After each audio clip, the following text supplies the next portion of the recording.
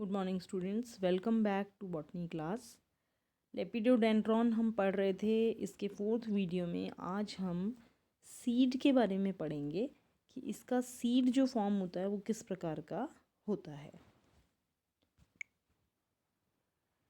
Students, पिछले video के अंदर हमने इसका जो कोन स्ट्रक्चर है उसके बारे में आपको जानकारी दी थी, जहाँ पर अगर मोनोस्पोरेंजिएट कोन होता है तो उसको लेपिडोस्ट्रॉबस कहते हैं, और अगर वह बाइस्पोरेंजिएट होता है तो उसको फ्लिग्मेनाइट कहते हैं। तो इस प्रकार से दोनों प्रकार के कोन स्ट्रक्चर हमने वहाँ पर देखे थे।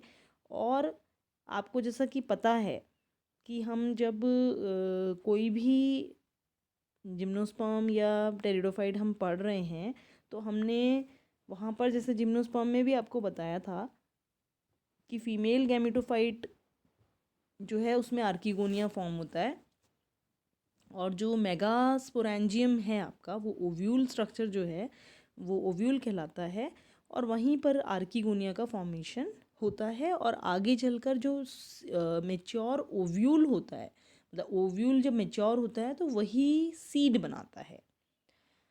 ये चीज़ हमने आपको जिम्नोस्पर्म में बताई थी।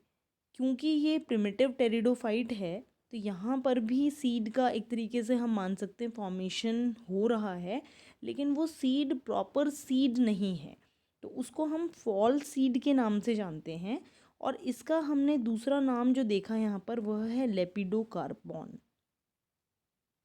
तो लेपिडोकार्पॉन जो है वो लेपिडोडेंड्रॉन का सीड कहलाता है, और फीमेल गैमेटोफाइट एक तरीके से वो होता है, क्योंकि ये स्ट्रक्चर जो है वो मेगास्पोरेंजियम के अंदर होता है। और मेगास्पोरेंजियम जो बनता है जिसमें कि मेगास्पोर्स बनते हैं, उसी के अंदर आपको पता है मेगास्पोर से ही आगे जाके फीमेल गैमेटोफाइट का स्ट्रक्चर बनता है, और फिर उसमें आर्किगोनियाज भी फॉर्म होते हैं। तो जो मेगास्पोरेंजियम है उसके साइड्स में जो नीचे जो पेडिसल था वही एक्सटेंड हो जाता है, और वो लेटरल लेमिना बना देता है, या आप कहेंगे इंटैग्यूमेंट बना देता है, जो कि कम्प्लीटली ढक देती है स्पोरेंजियम को। जैसे कि आपने स्ट्रक्चर ओव्यूल का देखा है, वहाँ भी इंटैग्यूमेंट पाए जाते हैं, तो यहाँ पर भी जो आपका मेगास्पोरेंजियम है उसके चारों तरफ इंटैग्यूमेंट पाया जाता है। और ये जो सीड स्ट्रक्चर है, फॉल्स सीड जिसको हम कह रहे हैं, दैट इज लेपिडोकार्पॉन। अब मेगास्पोरेंजियम के चारों तरफ जो वॉल है यहाँ लेपिडोकार्पॉन में वो डेहिसेंट होती है, मतलब वो हट सकती है या गिर सकती है, हम कह सकते हैं। ये हम इसलिए बता रहे हैं कि हम यहाँ पर इस सीड को, ये जो सीड है लेपिडोकार्पॉन, इसको हम कह रहे हैं कि this is a false seed. क्यों कह रहे हैं फॉल्स सीड? क्योंकि कई सारे कैरेक्टर्स हैं सीड के जो कि ये पूरा नहीं कर रहा है। तो पूरा नहीं कर रहा है इसलिए हम इसको कह रहे हैं कि ये सीड जो है वो ट्रू सीड या प्रॉपर सीड नहीं है, और इसीलिए हम इसको फॉल्स स्ट्रक्चर मानते हैं। तो पहला इसके अंदर कैरेक्टर कि ये क्यों सीड नहीं है, एक तरीके से क्यों ये फॉल्स सीड है, ये इसका कैरेक्टर ये हो जाएगा कि मेगास्पोरेंजियम के चारों तरफ वॉल यहाँ पर पाई जाती है, इंटैग्यूमेंट यहाँ पर पाई जाती है, लेकिन जो इंटैग्यूमेंट पाई जाती है वह डेहिसेंट है, मतलब वह गिर सकती है। तो जबकि ओव्यूल जो है, जो प्रॉपर ओव्यूल या मेच्योर जो सीड है, वो उसके अंदर जो वॉल होती है, जो इंटैग्यूमेंट होती है, वो वॉल इनडेहिसेंट होती है, वो हटती नहीं है। ये पहला एक फीचर हो गया जो कि अलग है सीड से। दूसरा कि लेपिडोकार्पॉन में जब फर्टिलाइजेशन होता है तो वो पानी के द्वारा होता है, जैसे कि टेरिडोफाइट्स में होता है, उसी प्रकार से यहाँ पर भी होता है। और यहाँ पर भी आर्किगोनिया जो है वो एक्सपोज रहते हैं फ्लैजिलेटेड स्पर्म से। स्पर्म यहाँ पर आते हैं फ्लैजिलेटेड स्पर्म, और वो एक तरीके से वाटर की सहायता से पहुँच जाते हैं आर्किगोनिया तक, उसके एग सेल तक।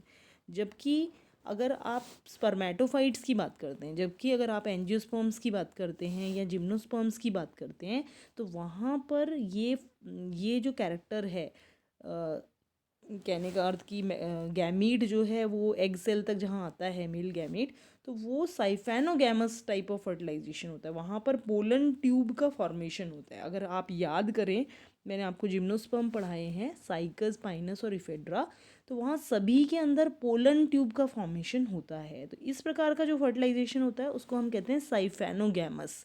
साइफन फॉर्म हो रहा है, पोलन ट्यूब फॉर्म हो रही है। जबकि यहाँ पर इस केस में पोलन ट्यूब का फॉर्मेशन नहीं होता है, यहाँ पर मेल गैमेट्स जो हैं वो फ्लैजिलेटेड हैं, पानी की सहायता से आर्कीगोनिया तक पहुँचते हैं। तो इसका मतलब ये भी एक फीचर है जो कि यहाँ पर सीड के कैरेक्टर से नहीं मिलता है। तीसरा पॉइंट जो आता है, वो तीसरा पॉइंट यहाँ पर आता है इंटैग्यूमेंट के बारे में, कि जो लेपिडोकार्पॉन है उस लेपिडोकार्पॉन का इंटैग्यूमेंट जो है वो ट्रू इंटैग्यूमेंट नहीं है, इट इज़ फोलियर इन नेचर। जैसे लीफ का स्ट्रक्चर होता है उसी तरीके का फोलिएज वाला स्ट्रक्चर यहाँ पर इंटैग्यूमेंट का पाया जाता है, जबकि सीड के अंदर ऐसा नहीं होता है। तो अगर आप एलएस देखते हैं लेपिडोकार्पॉन सीड का, तो आपको कुछ इस प्रकार का स्ट्रक्चर दिखाई देगा। यहाँ पर जो माइक्रोपाइलर रीजन है वो भी फॉल्स माइक्रोपाइल इसको लिखा गया है। फॉल्स इंटैग्यूमेंट्स हैं क्योंकि ये डेहिसेंट हैं, ये फट जाती है, नीचे गिर सकती हैं। फिर आर्कीगोनिया का स्ट्रक्चर यहाँ पर दिखाई दे रहा है। मेगास्पोरेंजियम की वॉल भी यहाँ पर मौजूद है, और ये यहाँ पर फीमेल गैमेटोफाइट नज़र आ रहा है आपको।